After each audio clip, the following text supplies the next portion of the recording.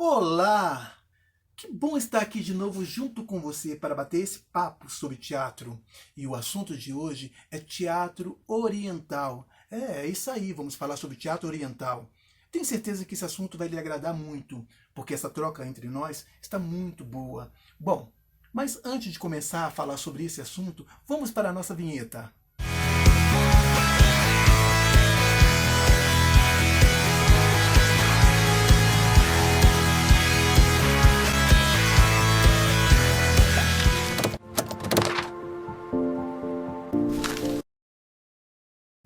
Hoje nós vamos falar sobre o teatro oriental. Esse teatro que acontece desde 2000 anos antes de Cristo.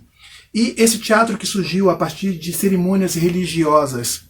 É um teatro que foi desenvolvido muito mais conhecido na China, Japão e também na Índia.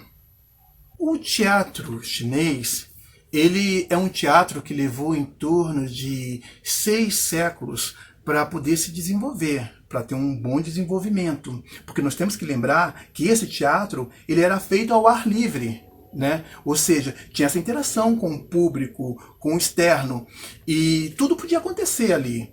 E geralmente ele era apresentado, né, ou quase sempre, ou sempre era apresentado, na frente de um templo. E uma outra coisa é que, talvez por ser na frente de um templo, por ter essa coisa muito ligada à religião, eles tinham também a questão de ter uma postura muito rígida, né? Ser muito atrelados ao texto literário, né? E isso muda no século XIX, porque no século XIX eles passam a ter uma forma muito mais sofisticada e vão pertencer à Ópera de Pequim. E essa Ópera de Pequim, ela tem essa sofisticação, porque os atores têm que ter o domínio, né? E que domínio é esse? É o domínio da representação, o domínio da dança, o domínio do canto e da acrobacia. Então, esse ator ele fica livre da representação poética do texto em si, mas tem que ter essas outras qualidades. O teatro japonês, talvez ele seja o mais complexo do Oriente.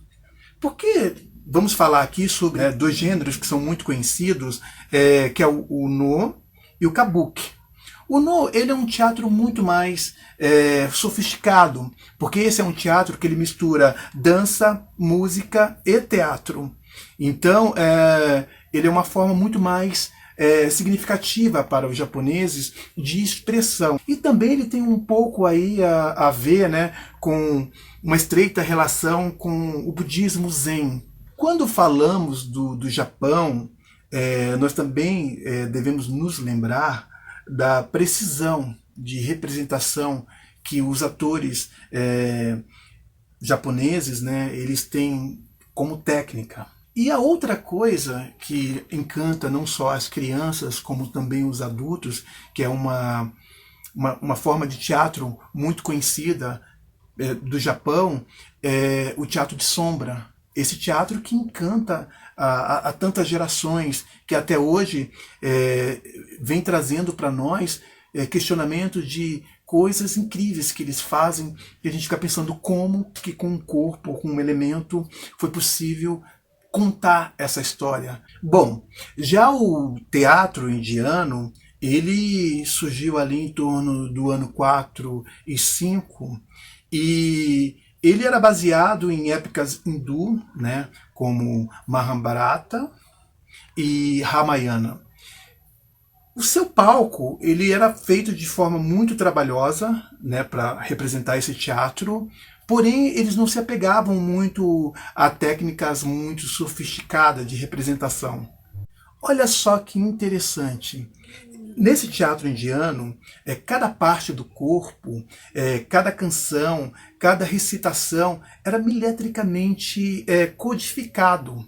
E também nessa representação se utilizava muitas vezes marionetes, né? E sobretudo, vou ler aqui o nome, que é Kathakali, eu acho que é assim que se fala, que era muito apreciado nessa época, o Kathakali.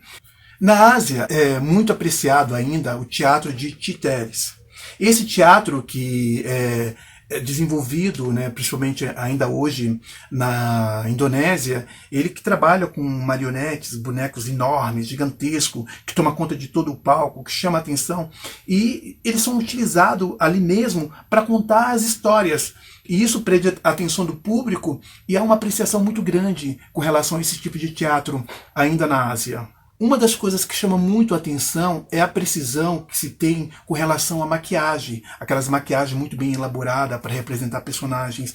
E a outra coisa que nós podemos ver é que o figurino também, eles são muito bem elaborados, eles utilizam de muitos recursos de iluminação, isso é muito comum também no teatro de sombras, né? E quando não de sombras, mesmo no teatro comum, quando eles estão se representando e dançando, a gente vê muito efeitos de luzes, né? Criar essa coisa do ambiente em relação ao ator, que ele tem que ter o domínio da dança, da expressão, da agilidade corporal, tem que ter o domínio de interpretação, o domínio psicológico.